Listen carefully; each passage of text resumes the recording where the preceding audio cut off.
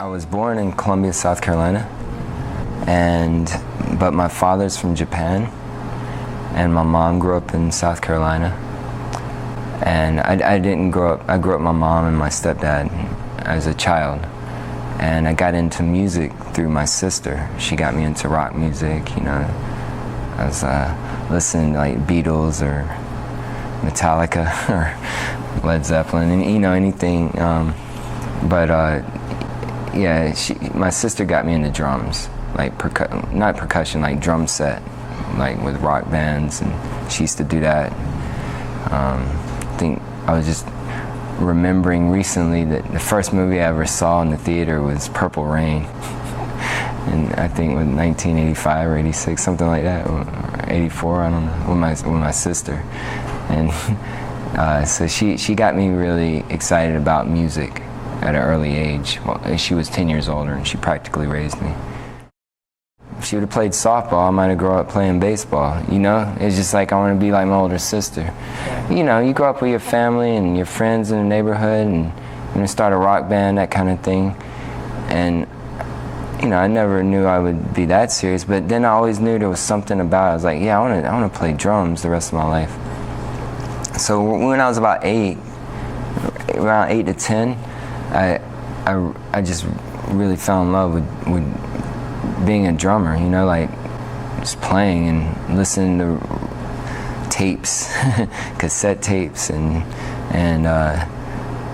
trying to play along with it some, you know. But I didn't come from like a musical background, really. Like I wasn't trained to go take lessons or anything.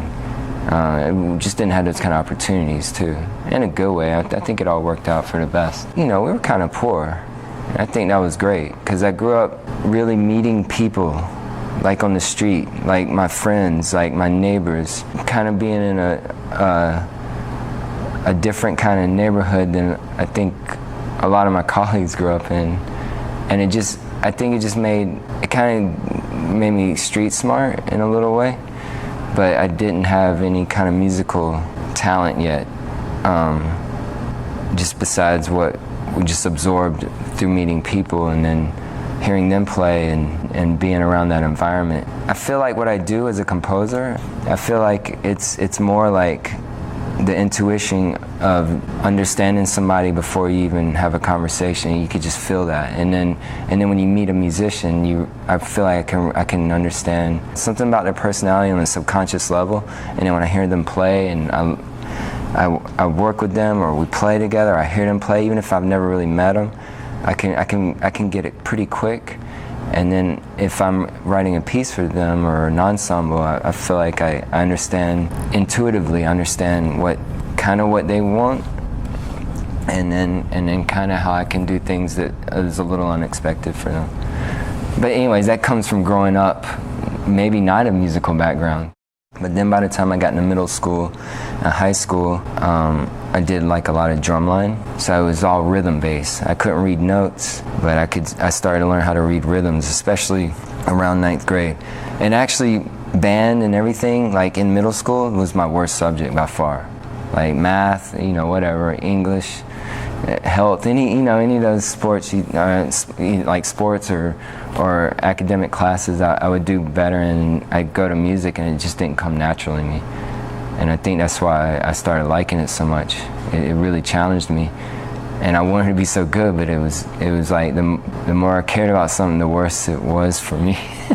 So, but when I got like the 9th grade and I started doing drumline, I would just take the snare drum into the woods and just practice for hours. I'd skip class all the time and just go play. And then I would make up for my classes later. I would just cram it instead of... I'm just not good at being at a class and being on a schedule. I just take my snare drum. I think because I worked so hard, like when I did do class, like I'd make straight A's and stuff, but it was not because I was smart. I like worked hard, and like I'm not good at English at all, but I would read the whole novel the night before the test, do it. Other things like math and physics and stuff like that came easy, but it was mainly, I think they saw how dedicated I was to playing drums or playing in the drum line and stuff, so they let me get away with it if I did give the results. And then I would just take my snare drum off and just drum for hours. And then, you know, did marching band and started doing drum corps. It's weird that I'm even what I'm doing right now, because like a lot of my friends, like unfortunately they got like really hurt or some died. You know, like I grew up, you know, I still got some good friends from the neighborhood. Anybody could have done what I've done, and I could have gone down any other path too. We all went our separate paths.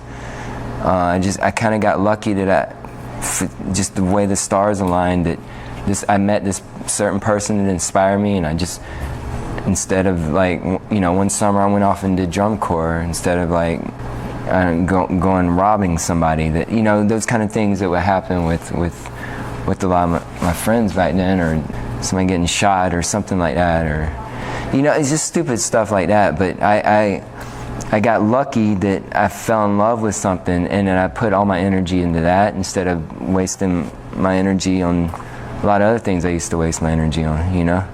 Growing up in my neighborhood, we were always a tight crew, like when we were all together, and then I think when we all kind of separated, it got a little weird.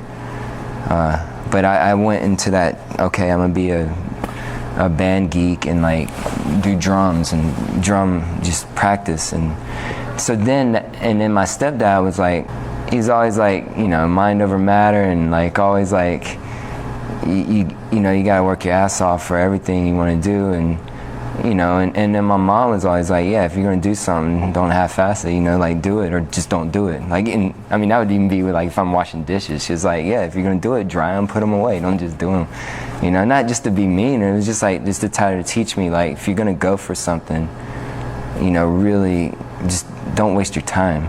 And so when I was even like middle school, early high school, the goal is, you know, we didn't have much money. If I made straight A's all year, he'd get me a drum set.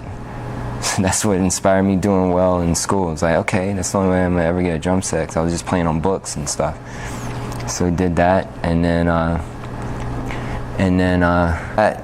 you know, I kind of kept that, I maintained that momentum, and then kept doing that, and I was like, okay, I want to go to college for music one day.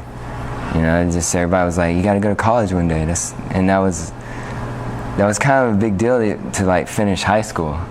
So then to go to college and be like, wow, you know, you should go for this, because I was doing well in school. And then I was like, well, the only way I'm gonna do that is if I go full scholarship or go you know. And then even about in my senior year, didn't have really the resource to like just go or the organizational skills for me to like go to all these schools and apply. So I only applied to South Carolina, and I'm really glad I ended up going there. And it was, you know, it was in my hometown. So I went to South Carolina for undergrad, and I got a lot of experience there, and in a bunch of different areas. Not just, it wasn't like a conservatory, in a good way for me. I was lucky in high school. My, you know, I remember in middle school and early high school, there was this really great drum teacher in the area, and all the kids studied with him if they could afford, you know, I could never do that really, and I just plus we weren't that kind of an organized family. Like I never did like baseball or like on a formal team. We played in the neighborhood, but I was never, there would have been no way, like that's just not how we worked. It wasn't like I was going to get dropped off to practice and they're going to go to a soccer game. It just wasn't that. So nothing was organized like that, except they, you know, I made it to school every day, or most days. And then, so no, I didn't really have private lessons until I started really taking it serious, like my junior, senior year in high school. Then my drumline teacher gave me lessons for free because he knew I was poor. So he hooked me up. I don't know why he did that, but I'm very thankful for that.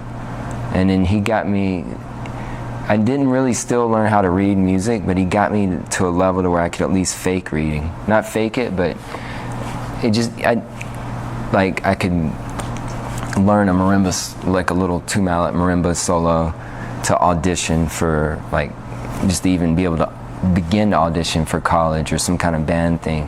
So I learned a few marimba things and learned basic scales. He taught me some theory.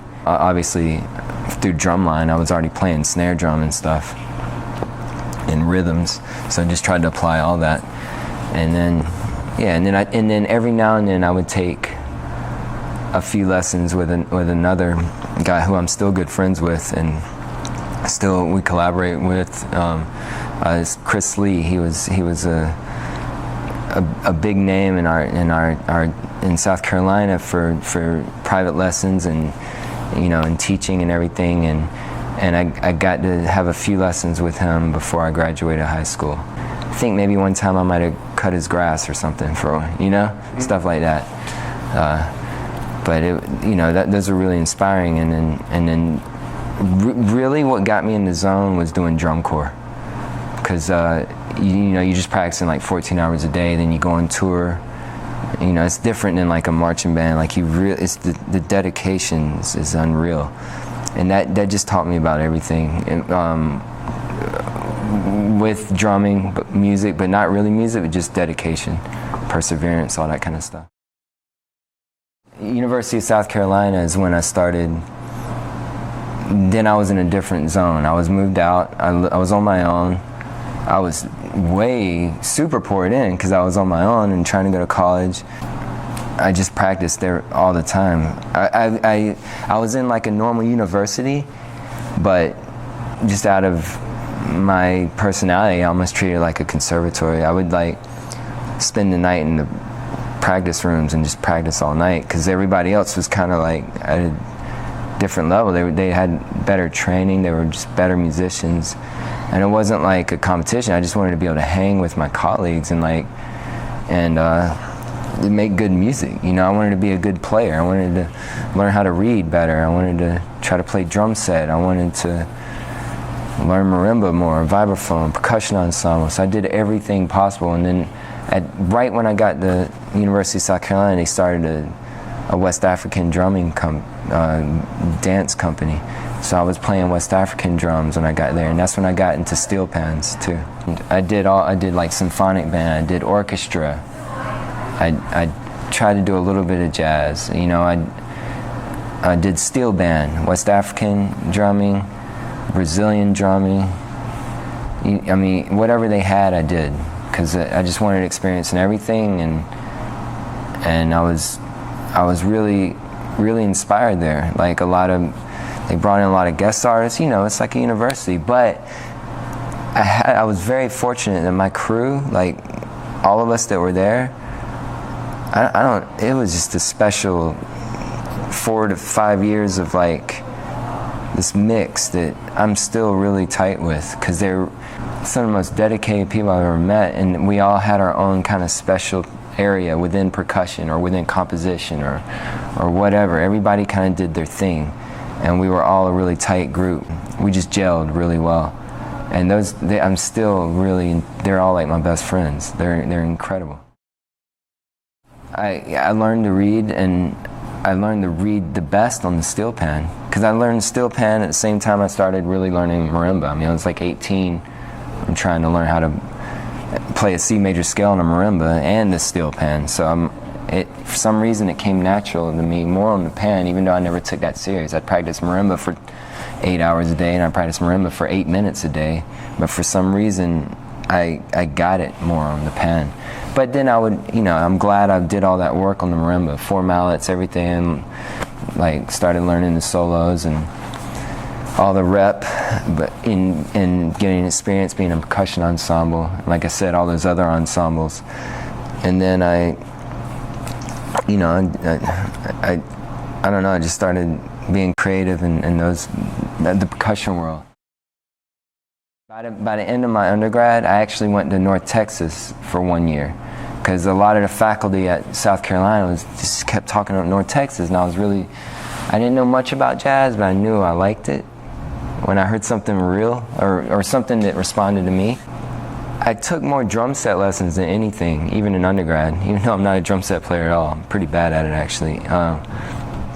But it opened my mind up rhythmically, and we had an awesome professor, Jim Hall, who had an incredible ear. He wasn't like this show-off player. He's just very like one of the best musicians I ever met in my life. He just had the most amazing ear, and he was an incredible drummer too. And he went to North Texas, he did all that, and he's just done a lot. But he was a great teacher because he didn't try to make you do certain things. He let you do however far you wanted to take it. I think he's just seen so much, you know. In South Carolina, you got there's a lot of people that went through programs. They just didn't have that drive. But then some people did, and those are the ones that, you know, he would give everybody the same opportunities, and he was so nice and cool about it. But you had to take it to whatever level you wanted to take it at, and he could be a very good inspiration and resource to give you knowledge to take it to the next level. Even if you do something that maybe he doesn't do, like he didn't play pans, but he played drum set in the steel band, and you know, so. It was cool, you know, and he was a really awesome jazz drummer. And he kept talking about North Texas. So I was like, man, I want to go experience that for a year. So it was actually the year he went on sabbatical. I went to North Texas and tried that out. That's a whole different scene too, because it's like you saw this like these regiments. We called them barriers. And I just tried to go through 4 years of barriers in my year there, because I just wanted to get that experience and be like, okay, what can I take from this? I did a lot of drum set out there. I did the drum line out there, the steel band, all that stuff. I tried to do as much as possible. I think they even might have been mad at me for a second for trying to do so much, because they had 180 percussion majors, and I'm just sitting there trying to max out 4 years in 1 year there, just to get that experience. But I lived in a house full of jazz musicians. This was kind of coincidence, and they would always be practicing and doing transcriptions. And then I was like, man, I really want to do jazz. And they got me into the cool stuff, like, I don't know, like hard bop and everything that like Miles, Prestige era.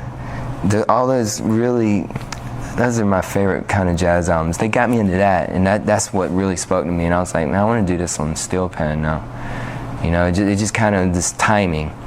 So then I started doing transcriptions on the pan. That's how I really learned my way around. I started doing, like, I remember the first one was December 2000. I was doing Sonny Rollins' St. Thomas, his solo over that. And that really helped me learn like chromatic licks and my way around the steel pan more. And then I started transcribing more solos, starting with Miles and doing the Omni book with, you know, Charlie Parker solos and stuff like that. I was never like a really true jazz musician, but I really wanted to be. So when I went back from North Texas, I graduated South Carolina. My professors there were telling me, you need to go to Trinidad and experience that. So I went down to Trinidad. You know, that's where the steel pan's from. I played in the orchestras down there in 2002, 2003. Got experience with 2 different orchestras and did a solo competition down there.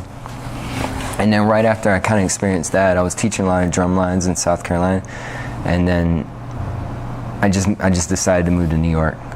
And I just drove up there one day and just slept in my car, and then found a place to stay the next day, and then just started hustling gigs in New York. And that was around 2003, right when that blackout hit the Northeast.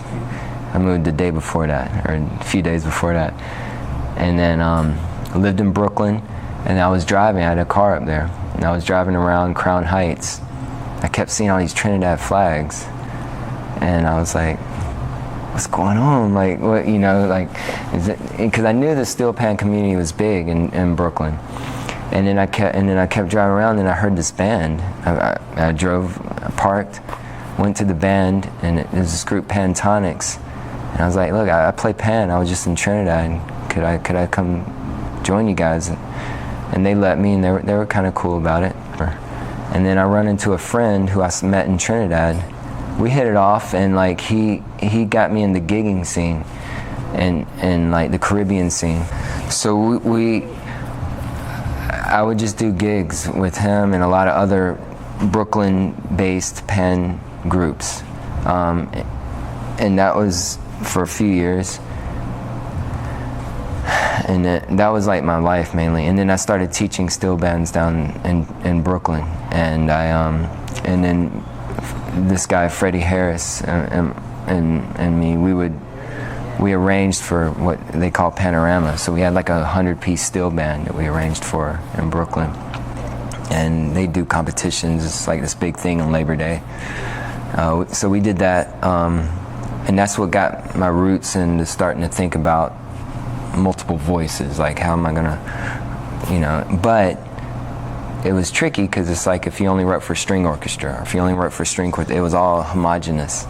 The timbre, right? I mean, to some degree. I mean, it's all steel pans. So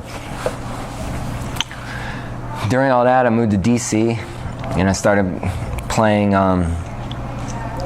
pans more. I played at my real dad's restaurant. I was a sushi chef for a year, and I would play jazz every Wednesday night. I still taught in Brooklyn, so I'd take the Chinatown bus back and forth, and I'd get home at like 3 or 4 in the morning from doing sushi, and then one night a week I played with the jazz trio that was there, and then I would start writing solos just that night based off improvisations.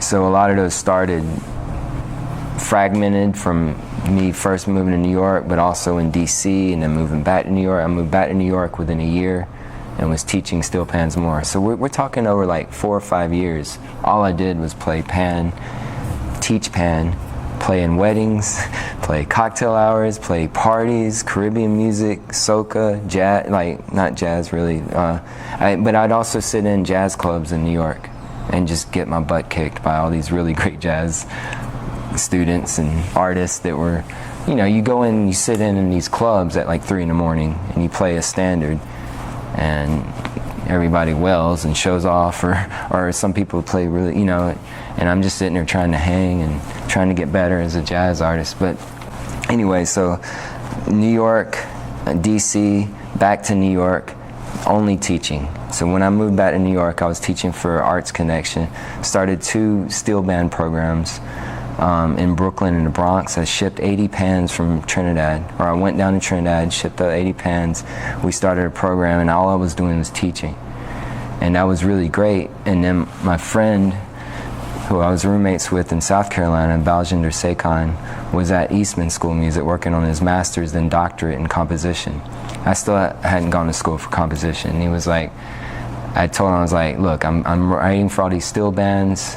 I've hit a plateau. I love it. I love this world, but I want to write for other instruments too. I want to write for violins. I want to write for cello, I didn't even know what a string quartet was, but I wanted to write for it. I think at the time I thought it was a violin, viola, cello, and bass. If you would ask me what a string quartet, because that just seemed what it should be, but now I know.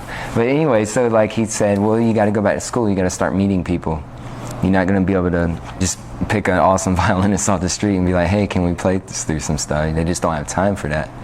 He told me about this new program at Manhattan School. I talked to him in January.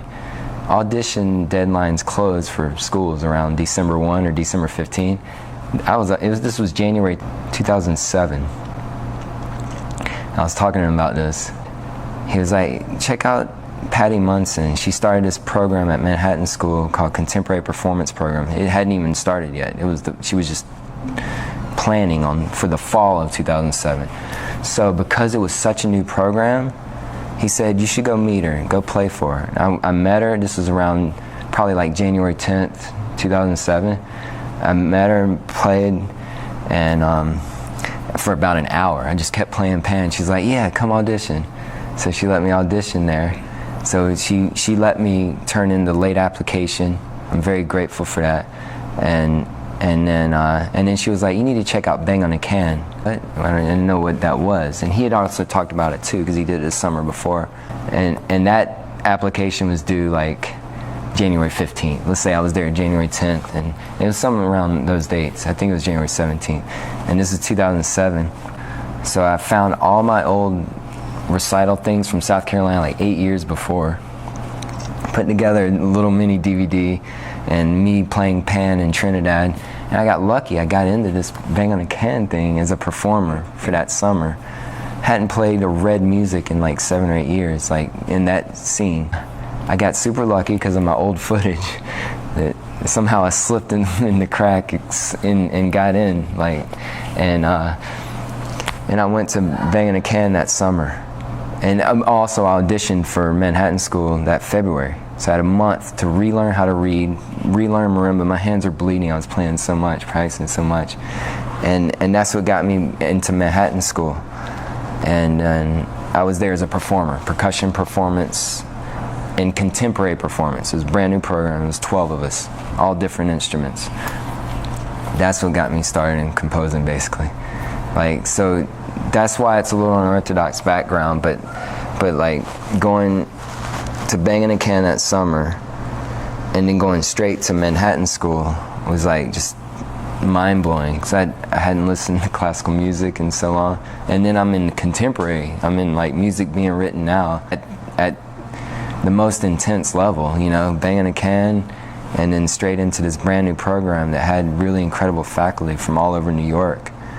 It was just a very intense experience. And then I started writing there. Like I wrote my first piece where I actually wrote it down there, basically, for that ensemble. And then I wrote for a year straight while I was playing I was the only percussionist in that program.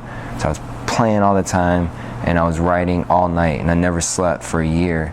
Wrote all this stuff, and then by my second year at Manhattan, it was a 2-year master's program.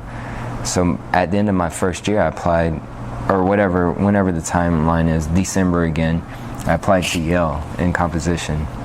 And then I went back to Banging a Can that next year as a composer, because I was studying with Julia Wolf while I was at Manhattan School and teaching her kids rhythm lessons in exchange for composition lessons outside of school, because I was in school for percussion. Through that, I started composing, and then I did Banging a Can, and then I went to Yale for composition that next year. It was just so intense, but I had so much energy because it was so new, and I was so into it. I mean, I still am, but I was just like, wow, I actually have an opportunity to do something like with my life, you know, like and then also something that made me happy, because like everything I ever did, I always worked really hard at, but I was like, okay, I'm done. I want to do something else, whether it's making sushi or being a painter or having a lawn mowing business, or you know. But then even with the steel pan world and only doing that, I could have gotten better, but it wasn't the right outlet for me to be the most creative and to work the hardest. So when I've discovered, like, okay, I can actually have an opportunity to compose, not that I was good at it, just to have that, just to even be able to have people that were at school that were like, okay, yeah, let's play your music, let's try it, and then get good positive response. You learn so much more from even the performers around you. So we're all in it together, and you know, I'm writing pieces for them, and we're all performing together. That's what built that energy. So I didn't need sleep. I didn't need sleep at all, and then I just played all the time and wrote all the time. And then having that opportunity to go to Yale, where you have a conservatory of incredible musicians. I mean, in Manhattan too, and then, but me just being focused as a composer was Yale, because that's all I was doing more. I played a little bit, but it was more on my own. I was there for writing and learning, and I learned a lot there. And I met a lot of the musicians I still work with today, and that's how I met Ian Rosenbaum and Dominic Solani. No, there was, besides Hada Iro, the second piece we played, that was the only one where I improvised poorly, and everything else was, all the pieces evolved from miniature improvisations. So something like Akka, it's just 4 chords over and over, you know, but it was a set of chords that I wrote. It was originally written for African balafon, like it was in A minor, you know, it was all the white keys. So I wrote something in I wrote this little hook, this little ostinato in A minor, so that he could play, and I was in a band with him, and I would solo over it. The alto sax player would solo over it. You know, we had a group, and it was just like, hey, I got this funky little lick, let's do it on the bass too. And then I just started playing over it, but then I think I just started tightening it up more and more throughout the years, and then I was just like, oh, I'm just going to make this official. That's the part. And then eventually every section became like a variation on over this continuous bass, you know? For me, those were more organic. I didn't even when I did finally come up with like, oh, this is going to be Aka, or this is going to be Hada. This was around 2007 too, before I started going back to school. I just played them. I never wrote them down. I didn't even write them down until years later, like 2009. And then the only reason I wrote them down then was so I could orchestrate them. So, for example, Murasaki, the Purple, that was just a reggae. I was listening to a lot of Bob Marley when I was doing all these gigs. I tried to play the bass line. I tried to play the comping, you know, like the keyboard parts. And then I would try to play the vocal melody on pan. So if I'm doing like Three Little Birds or Waiting in Vain or one of those Bob Marley tunes, I would just try to do everything like a pianist would. And it was tricky because I was trying to figure out how to do it with pan and make it and not make everything sound in a way, because I have a limited range too. I have 2 1/3 octaves. So I'm trying to orchestrate 2 1/3 octaves and make it sound like it's a full keyboard, you know, and without getting in the way of each other, without sounding too busy, but being very, just trying to get as many timbres and as many as much counterpoint as possible, without having the luxury of the range. So then I wrote Murasaki one night in 7 minutes. I just played the piece down. It just came naturally, like it came from somewhere else. I just played it, and that became the piece. And I never wrote it down for another 3 or 4 years. But when I wrote it, I was like, man, I want harp on this. I want it to be like a straight up reggae, but I want to have like some serious harp in it.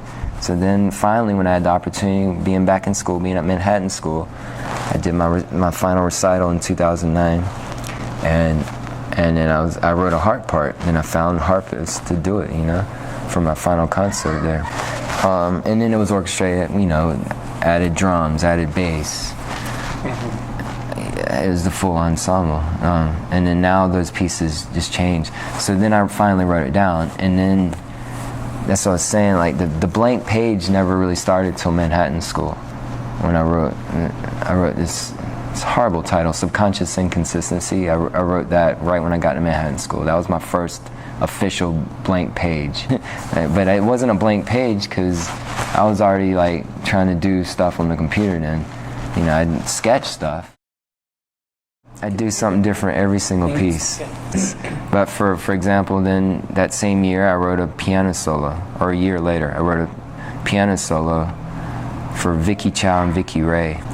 And I wrote that at the good old-fashioned way at the piano with staff paper, and just plucked it out every note. And I can't play piano, but I could play every measure.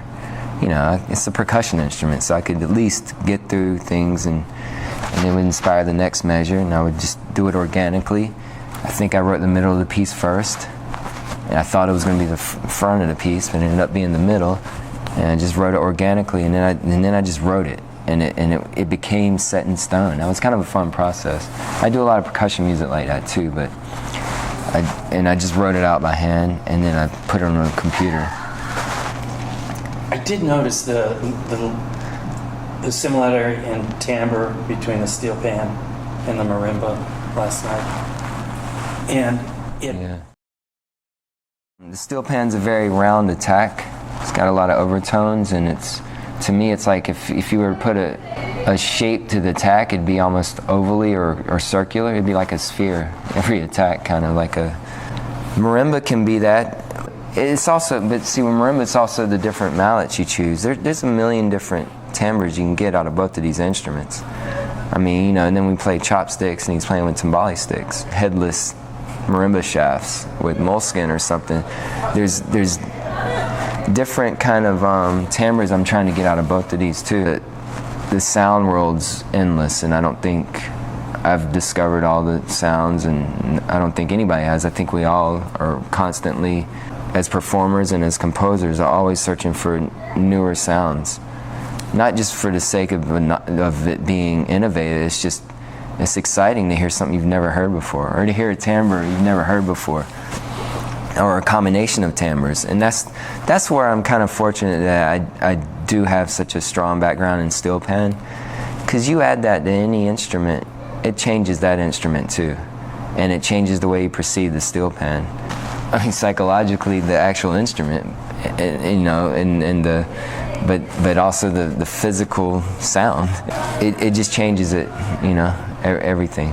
The way you perceive it, everything you thought about it before, but then literally, even if you've never heard the instrument before, that the combination of the way it blends with other instruments is pretty infinite, like the infinite combinations. And it's nice because there are so many overtones in the steel pan. You mix it with a piano, it's gonna be pretty cool. It's gonna be, you know, woodwinds, brass, strings, marimba, anything.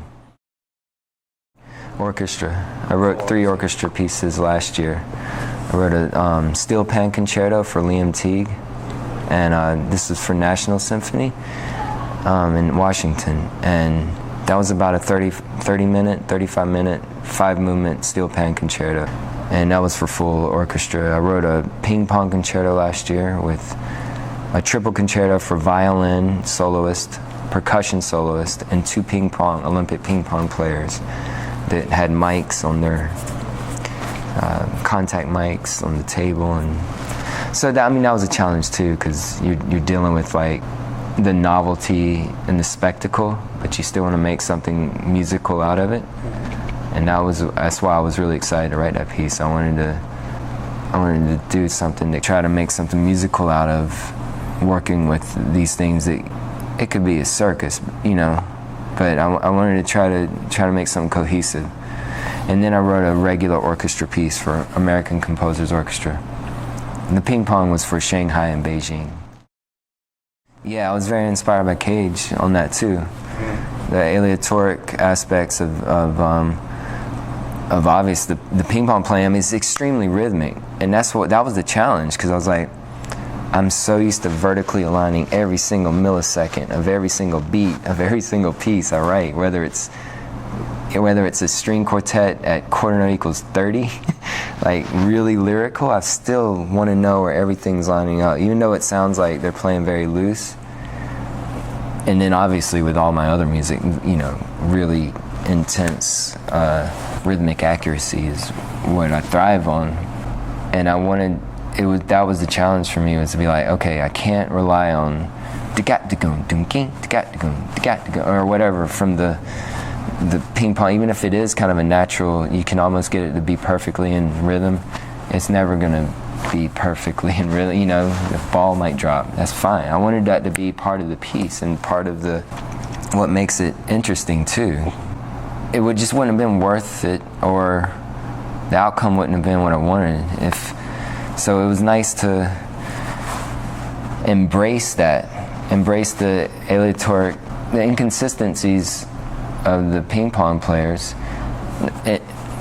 rhythmically, because they can do anything.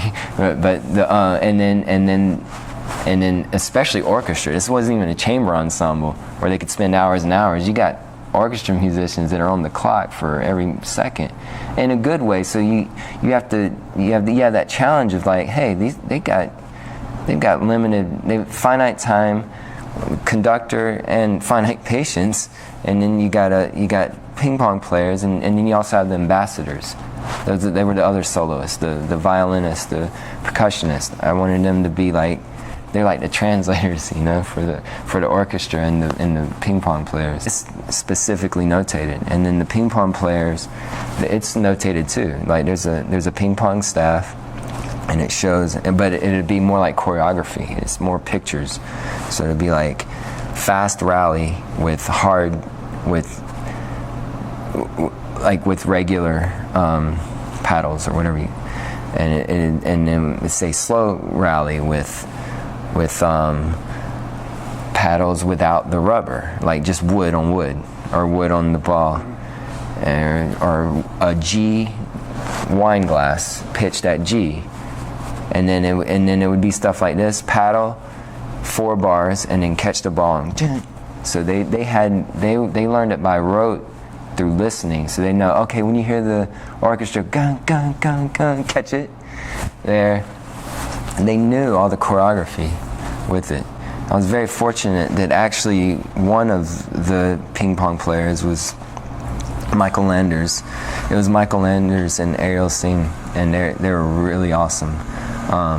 Young Olympic style ping pong players, but Michael had perfect pitch, and he played bassoon growing up.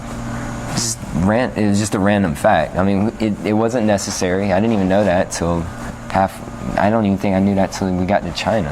It was, but he just happened to be a great bassoon player growing up too. So luckily, that just made some of the process faster for the premieres, because he came in a few days before the concert, because we had some visa things, and then he got in 2 or 3 days before the concert. So luckily, he had that background. Be like, dude, it's going to be 5 beats here. It's going to be dotted 8 notes here. So check this out, or stuff like that. And he was hip to that. But it wasn't necessary. And it got way better even by Beijing. That was Shanghai, me last minute with the music, them learning at the last minute. I made them a MIDI mock-up. I was like, yo, listen to this. At 3 minutes and 30 seconds, listen to that. That's the percussionist going to play that, violinist going to play that. You're going to hear that in the orchestra. When that happens, you got to stop the ball and then start again. And then they had all this choreography, okay, and then here, you're going to do your thing. Your cadenza, you're going to hit the bass drum. And then he's going to feed you more balls. And it was worked out. It was actually more organic like that. I want to write larger pieces. I want to write for orchestra more. So, right after that, then I finished another orchestra piece for American Composers Orchestra, and that was just straight ahead. And it even had steel pan in it, and I didn't want to be. I made myself take it out, and I put that part on celeste, and I like it better on celeste. So there's no pan in that piece. It's orchestra, it's small orchestra, 2 winds, that kind of thing. And I learned a lot from that too. And so those are my first real orchestra pieces. I had a student kind of piece before, but those are my first 3, and they were all right back to back. The Steel Pan Concerto was premiered May 29th last year, and then the ping pong was July 17th. So I wrote that in 4 weeks or something, 3 weeks, and then American Composers Orchestra, that Tarnished Mirrors, that was premiered in October. I have to only write with commissions now, mainly because I will never write anything. If I don't have that deadline that I'm usually late on, I'm trying to get better at that. I didn't know how long things take, and it's all about organizing. Okay, what can I take in this amount of time? What can I finish by the fall? So I'm learning more and more. It allows me to not have to take a certain gig that I normally wouldn't take, or right now, I'm not good at multitasking, so I wouldn't be able to be a professor anywhere and still be able to write. For me, I think most people could do it because they're better at organizing their time, and they could teach class, then go to their office and write. Even if I, for some reason, even right now, even if I only taught once a week or something, I wouldn't be able to organize. I wouldn't be organized enough to still write a piece, because I would take the teaching too seriously. It would just consume my whole life, and then I would forget about composing. Because composing, I haven't figured out a way to make it when I go do a performance or rehearsal, I'm there. I have to be there. If rehearsal's from 12 to 3, I'm there at 12 to 3. And then I do the concert, I have to be at the concert. But when it's writing, it's hard to, because if somebody says, oh, can we have a meeting? or I would just keep putting it off. I don't just crank these out. Even if I write in 2 weeks, I'll put in a year worth of work. I just won't sleep for 2 weeks. So no matter what, or if I spend 6 months on a piece, or a year, whatever, sometimes it just comes faster than others, but I'm always putting in that crazy amount of work. So when I go to do performances now, I have to be very selective, and then also have to charge enough to where it's at, like saying no. That way, just because then I just end up spreading really thin. That kind of happened to me. It's happened to me. So now I can't do that anymore. I have to. And then it's weird because if you do it right like that, then everybody works harder too. I guess you don't get taken for granted, and everybody's on the same page, and then you're working with people who are more serious about what they do too, like PNME, you know. 0%, no more. And the main reason is I just don't have time, or I don't even have time to keep up my own music. Like tomorrow night I'm playing a piece and I'm not ready to play. I mean, it's my own piece, but I have to practice a lot between now and tomorrow just to be able to get through it. So that's hard enough for me to keep up with my own repertoire. Like I can't, I don't even have time to do that. And then I would hate to do another performance group and or composer. I wouldn't want to do something that's not all the way and do it right. Gotcha. I don't want to just, I could probably do a pretty good job or fake a really good job or something, but if I do, I want to do it really right, so I just don't have time to do that. And I actually take too much still, even on my own music, but there's no way I could do something else on top of that at this point. Actually, I don't think I'll ever do it. I just don't have, I'm running out. Time is way more, it just flies faster these days. That's the worst thing ever. I told him last night that too, because first off, I'm just not that kind of composer. First off, I don't think I'm that good, and I'm still learning, and then it sets up this audience expectation. Like, I'd be mad. I would like the composer less if I heard that. I'd be like, well, who does this composer think he is? Like, like before they even get out there. So then when I went on stage last night, I felt awkward talking to the audience because he just hyped me up like I'm some like great, like it was too much, because I'd rather go out there and the audience don't know what to expect. And if I do a good job, I earned it. I didn't earn it from being hyped up, and then I might not. They might be expecting something that I can't give them. I don't want them to be like, hey, I wouldn't want to be the opposite. Be like, oh, this guy's okay. I hope you enjoyed his shit. I mean, nobody would ever do that. And Kevin's such a nice guy. I think I'm really honored and happy that he thinks he has good things to say about me and my music, and he responds. It's just, I don't know, maybe somebody else might not, and to kind of force the audience to be like, yo, you're gonna like this, and then I have to go out and try to deliver. I mean, I guess it makes me, I'm just not the kind of person where it's gonna make me perform better. Like if I hear that backstage, I was like, oh man, why's he saying that? Like, that's just me though. But and to say exactly what he said, that's hard. Because I think that would, if there was ever a chance one day, I feel like that would cancel that chance out. It's, I don't care about that stuff that much. Like I want to do a good job, and if people do respond, and it's truly heartfelt, and there's no games involved, and if good things come out of that, like awards or anything, but more the way they react, like somebody coming up to me after a show, that's the most important, and they're like, oh, I really responded to this piece. That's what means something to me, because that's for real. That can't be, that has nothing to do with who you know, what you're doing, like what scene you're involved in. It's only the music is speaking, and that's what matters the most. And it's usually lined up right. Like if you're speaking to the right people and they respond, it's nice. It's just, and it's nice to have something to show for that too. Sometimes too, PNME, they really did their homework. They worked really hard. Kevin's an amazing director. He's got such a awesome vision for the whole show. I don't get that experience much like I've had here. Like he's thinking about, how are we gonna walk on stage?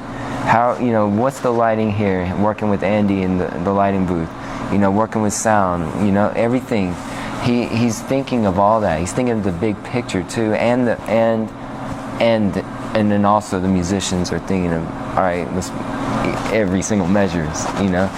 But I think that's so important, because some people might not know if you missed a note and measured 27 of this piece, but they don't know if you, like, you know, you look like a bunch of cattle going on stage and all that, and the lighting's not right, you know. So I think that's what's so powerful. It's not just the precision of and the integrity of the music. It's the whole show, and that's easy to say, but it's just surprising how many people don't think of that.